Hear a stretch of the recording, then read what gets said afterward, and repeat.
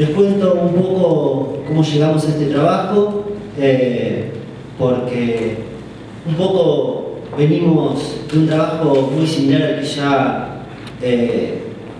contó Luciana en la mesa anterior. Venimos trabajando a Rancière, a Gamben, pero sobre todo Foucault,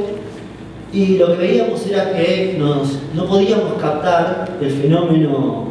que estábamos viviendo, la coyuntura que estábamos viviendo. Entonces nuestro trabajo se fue desplazando hacia los aportes de Laclau y Mouffe para tratar de comprender un poco más nuestro contexto. En este sentido, lo que vamos a presentar son hipótesis de trabajo que tienen un carácter exploratorio que pretendemos poner en discusión en el diálogo para ver si efectivamente estas líneas de trabajo pueden convertirse en líneas de investigación a seguir, que por lo que acabamos de escuchar también son muy cercanas a las inquietudes que acaba de presentar Soledad. Así que bueno, para ser breves también,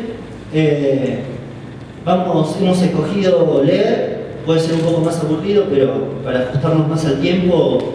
y a la rigurosidad, quizás esto funcione, por lo menos es la opción que proponemos. Bueno, buenos días, me toca leer.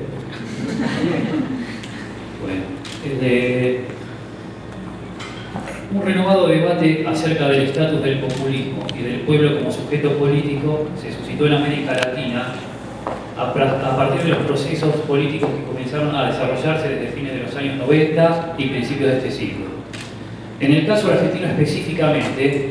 perspectivas enfrentadas acerca del kirchnerismo como fenómeno político suelen enmarcarlo bajo la categoría del populismo.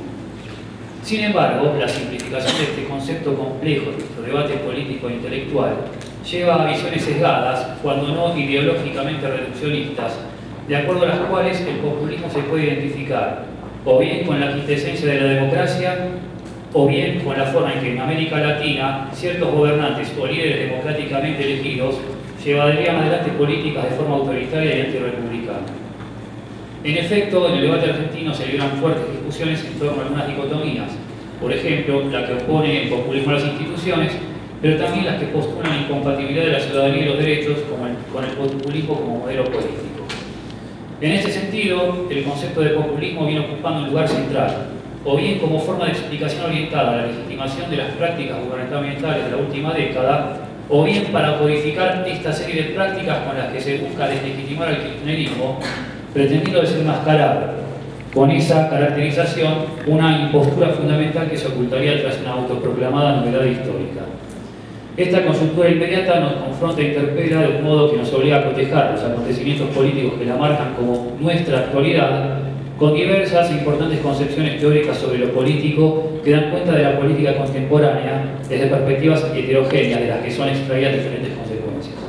Sin embargo, para que este trabajo no sea puramente teórico y normativo, creemos que se debería inscribir ese cotejo en las tradiciones políticas de la Argentina. En este sentido, la ponderación conceptual de ciertas características sustantivas de los populismos latinoamericanos en general y del kirchnerismo en particular debería ponerse en el contexto de dichas tradiciones.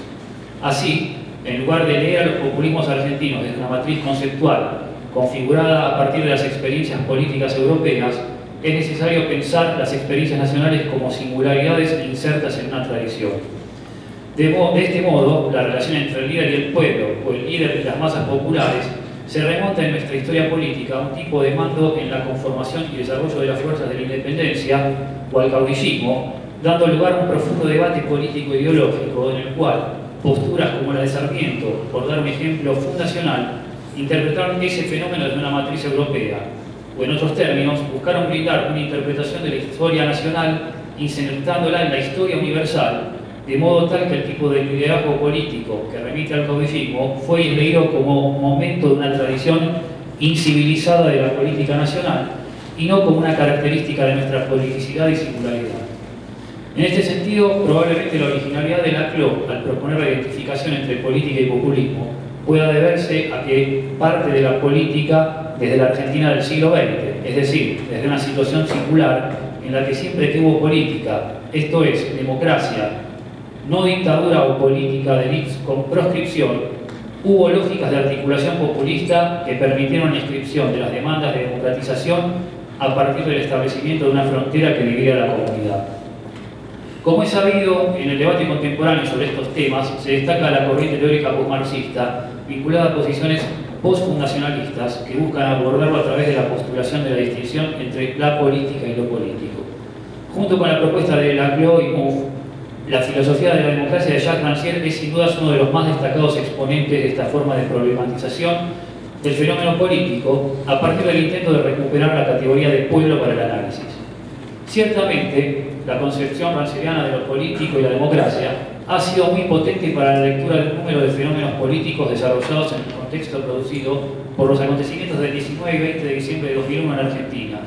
en el que primó un encono generalizado contra las élites políticas, sintetizado en la consigna que se vayan todos, consigna que también se tradujo en posiciones antiestatalistas por parte de muchos sectores populares. Sin embargo, el lugar que ha ocupado el Estado a partir de aquella crisis, en especial en la gestión de Néstor Kirchner, aunque no únicamente, como agente, instrumento y punto de apoyo de una subjetivación política colectiva, conmociona algunos de los supuestos teóricos fundamentales de estas perspectivas. En efecto, el mismo Rancière, en un importante debate con Laclau durante la última estancia de Rancière en Argentina, ha mostrado ciertas reservas respecto del alcance y la adecuación de su teoría como herramienta de interpretación de los acontecimientos de esta región, y ha diferenciado en su análisis el uso de la categoría de populismo en Europa del uso latinoamericano, que sería más cercano a una forma de gobierno. Esto permitiría vincular desde nuestra perspectiva con la propuesta de Mouffe y Laclau en cuanto a focalizar en la articulación de una serie de movimientos populares a partir de la movilización política de los afectos. En efecto, por una parte, ese concepto postestructuralista de lo político resulta profundamente sugerente para pensar procesos de subjetivación política en una dimensión horizontal, en tanto en fenómenos emancipatorios que no podrían ser interpretados en la lógica teleideológica de la historia como el proceso convergente que constituiría un gran relato. En este sentido, para Rancière se trata más bien de acontecimientos capilares en los que se constituyen sujetos políticos múltiples y no un sujeto de la historia ni un sujeto identificado con la clase en sentido marxiano. Sin embargo, por otra parte, las consecuencias de su crítica a la concepción de la democracia, tal como ha sido pensada por la tradición filosófica en cuanto a forma de gobierno, y a reducirla exclusivamente a una praxis singular y de alcance local, fundada en la actualización del principio universal de la igualdad, expone los límites de este planteo a la hora de pensar procesos emancipatorios en relación con las instituciones estatales. En tanto, para él, las instituciones jurídico-políticas serían los campos principales de la articulación del orden policial, lo que obtura cualquier posibilidad de pensar lo institucional en su productividad política emancipatoria, vinculada a lo que consideramos una dimensión vertical de lo político, inscrita en la concepción originaria misma de la democracia. En efecto, según creemos, subrayar el aspecto en el que la democracia se identifica con el proceso de verificación de la igualdad de cualquiera con cualquiera, como la instancia para una forma de subjetivación política, no debería obnubilar el otro aspecto que la democracia muestra desde el origen griego, a saber, aquel que lo relaciona con la dimensión de la práctica de una forma de conducción vinculada al uso de la palabra pública, lo cual supone el ejercicio de cierto ascendente y liderazgo de uno en relación con los muchos, tal como lo muestra Foucault al señalar el lugar ocupado por Pericles en la Asamblea del siglo V a.C., aunque también podríamos mencionar la figura del líder democrático como contracara del tirano en la República, o el lugar central ocupado por la compleja figura legisladora en el contrato social. Según pensamos, en esta tradición que permite cuestionar la reducción de la democracia como forma de gobierno al parlamentarismo, reducción que seduce a pensadores tan diversos como Agamben y Rancière, debe inscribirse la singularidad del kirchnerismo como forma de recuperación de aquella tradición nacional, popular y regional. La relación entre populismo e instituciones puede explicarse, siguiendo a Boy y Carles, a partir de la postulación de un mecanismo pendular entre esos polos, como una forma de gestión de la tensión entre la plebs y el populus.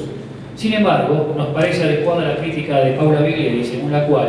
esa postura llevaría a pensar que el populismo es una cuestión de grados, según los gobiernos se acerquen más o menos a alguno de esos polos. A diferencia de este planteo, Biglieri sostiene que populismo e instituciones son dos lógicas de tratamiento de demandas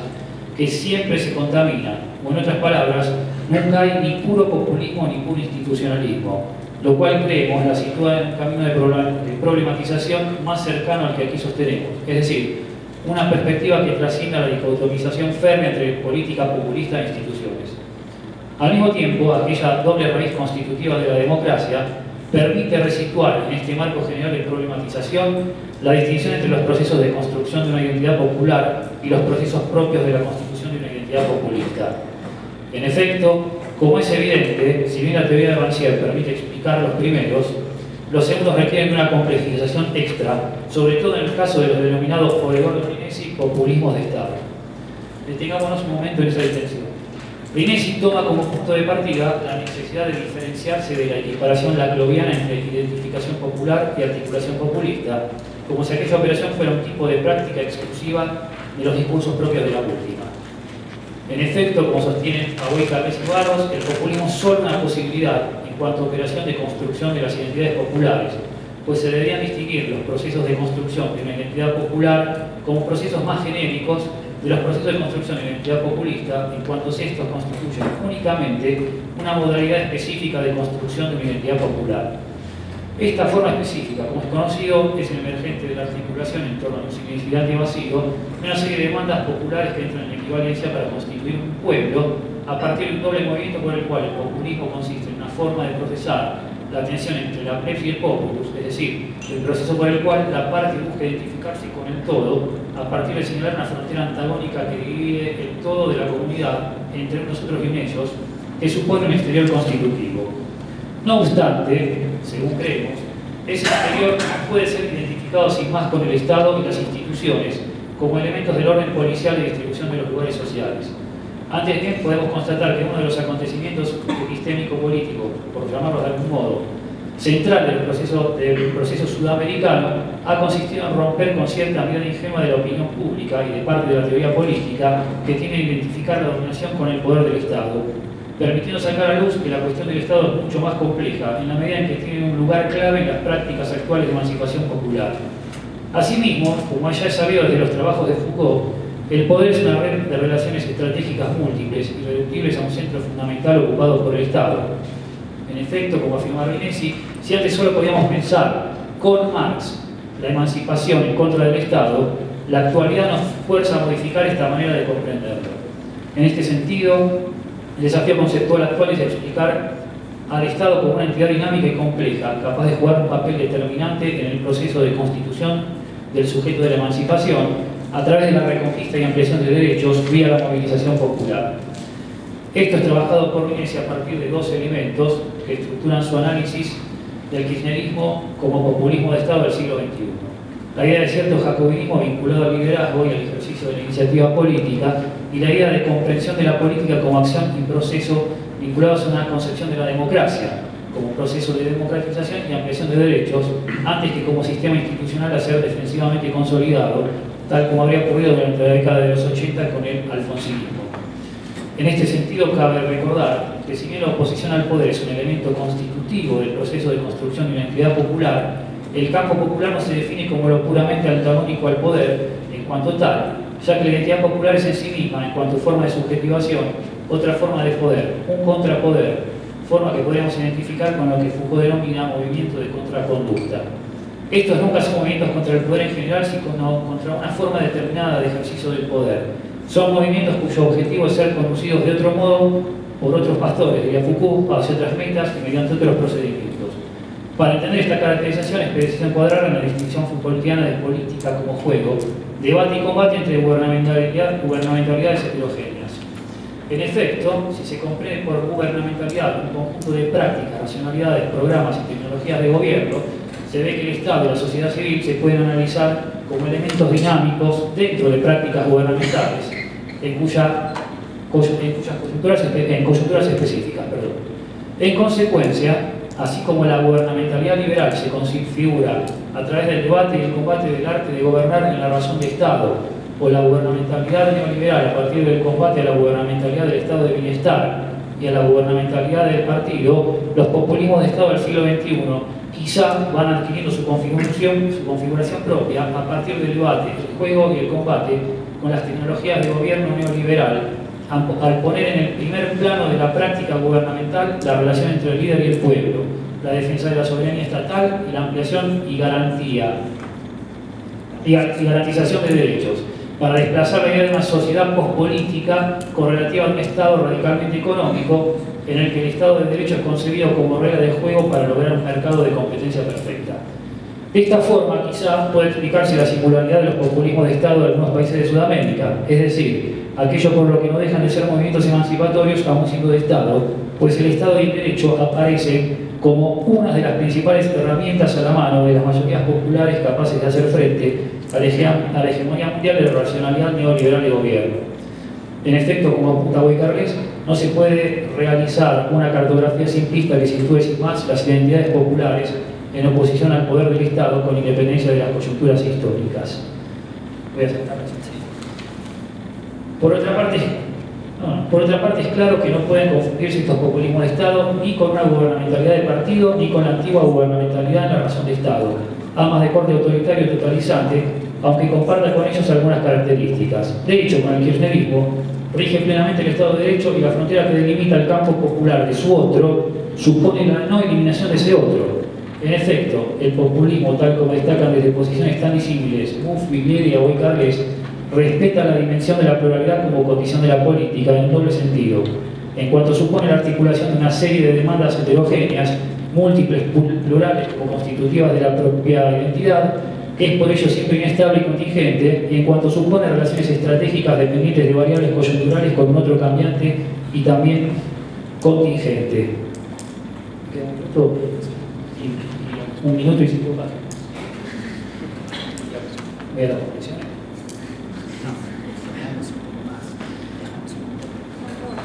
Por lo tanto, aun cuando la construcción populista de un pueblo puede llevar a una extrema polarización política, la frontera que delimita su relación con el otro no pretende alcanzar su eliminación, sino su gobierno. El concepto de agonismo de Muff permite comprender el modo en que la construcción de un pueblo a través de una articulación equivalencial da lugar a una, cito, forma de unidad que respeta la diversidad y no suprime las diferencias. En este sentido, consideramos que el concepto de agonismo, entendido como la domesticación del antagonismo, resulta más adecuado para interpretar la experiencia populista del periodo kirchnerista que la idea de antagonismo misma, vinculada por Muff con cierta idea jacobina de la democracia. De hecho, resulta paradigmático que muchas disputas libradas por el gobierno kirchnerista consistieron en una serie de iniciativas del Poder Ejecutivo que se trataron en el Parlamento y han sido controladas por el Poder Judicial, y en algunos casos rechazadas como inconstitucionales por la Corte Suprema, lo que muestra la forma agonística que ha adoptado el litigio entre ciertos poderes en la esfera pública, lo cual queda constatado por el carácter del debate parlamentario y el debate mediático en Argentina. Conclusión. Hemos intentado exponer algunos de los límites a los que se enfrenta hoy el debate político argentino al verse confrontado por una experiencia política singular como la iniciada a comienzos del siglo XXI, cuya complejidad parece desbordar ciertas dicotomías de algunos enfoques postestructuralistas. En este sentido, hemos procurado demostrar que la filosofía de la democracia de Rancière incurre en un sesgo que no permite comprender el proceso político argentino del siglo XXI al reducir a la democracia a una dimensión meramente horizontal. Por el contrario, la singularidad de nuestra experiencia refleja el involucramiento como actor productor de política al Estado en una dimensión vertical que vertebra las demandas populares con la institucionalización en términos de restitución-producción de derechos. Un ejemplo típico sería la asignación universal por hijos, que ya era evidentemente una demanda popular. No obstante, un caso testigo de la iniciativa estatal fue la creación de la nueva Corte Suprema, pues no existiendo en la sociedad más que una serie de demandas aisladas que no llegaban a constituirse en demandas populares, en la medida en que era más bien una queja instalada por los medios masivos contra la Corte menemista, pero que no lograban constituir un reclamo popular, fueron instaladas en la agenda y recuperadas como una bandera fundante de la nueva articulación populista por la iniciativa política del jefe de Estado. Por otra parte, a la luz de la interpretación coyuntural de Rinesi y la filosofía de Foucault, hemos planteado que el populismo como forma de subjetivación opuesta al poder no supondría necesariamente la oposición al Estado, sino más bien a una forma determinada de gobernar y ser gobernado, en la que el Estado puede ser un instrumento privilegiado y un punto de anclaje clave para las emancipaciones populares. Un caso interesante para pensar es el denominado conflicto del campo, que duró más de 4 meses a comienzos del 2008. En esa ocasión pudo verse en qué sentido el conflicto político, lejos de enfrentar al populismo o a las instituciones, se codificó de una forma agonista que enfrentó a dos modelos de país, o en los términos Foucaultianos a dos gubernamentalidades heterogéneas, que a su vez buscaron articular una serie de demandas conformando dos pueblos a través de una lógica de articulación populista, un pueblo vinculado al liderazgo kirchnerista ejercido desde el Estado y una articulación de base de tinte corporativo, unificando al pueblo en torno a la mesa de enlace, un liderazgo articulado a partir de la alianza estratégica de los representantes de las identidades agrarias. Ambos buscaron articularse en torno de los símbolos patrios, pretendiendo identificarse con la verdadera nación y constituyendo así un caso paradigmático de lucha por la hegemonía que enfrentó dos movimientos populistas con pretensión hegemónica. Ambos movimientos populares y masivos, sin embargo, no solo ocuparon los espacios públicos, no institucionales, sino el momento más álgido del conflicto, la medición de fuerzas a partir de la ocupación de dos plazas en el mismo día, sino que aceptaron dirimir la disputa en el marco del poder legislativo, que fue zanjada a partir del voto no positivo del vicepresidente desde ese momento, opositor a su propio gobierno. Es decir, que el conflicto más importante de estos años no solo adoptó una forma de enfrentamiento entre dos lógicas populistas, sino que esta fue canalizada en forma de agonismo, en la que, no obstante, se pusieron en cuestión los principios mismos de la organización de la sociedad y el rol del Estado en ella, pero sin concebir al oponente como un enemigo a ser eliminado, sino como un adversario a ser gobernado. Para finalizar, en este sentido, hemos